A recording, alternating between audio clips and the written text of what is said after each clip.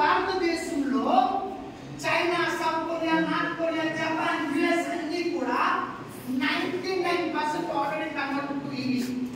మనం STD booth వాడినప్పుడు వాళ్ళు మొబైల్ ఫోన్ వాడుతున్నారు. మనం 3G to 4Gలో ఉంటూ 5Gలో ఉన్నాం. ఇండియా ఈరోజు మారబోతుంది ఈవీలోకి. ఒక 2 సంవత్సరాల లోపు డిమాండ్ ఉన్నప్పుడు చేయాలి, లేదా డిమాండ్ క్రియేట్ చేసి చేయాలి. ఇప్పుడు డిమాండ్ క్రియేట్ చేస్తున్నామా? డిమాండ్ ఉందా? డిమాండ్ ఉన్నప్పుడు ఈజీగా ఉంటుందా, కష్టంగా ఉంటుందా?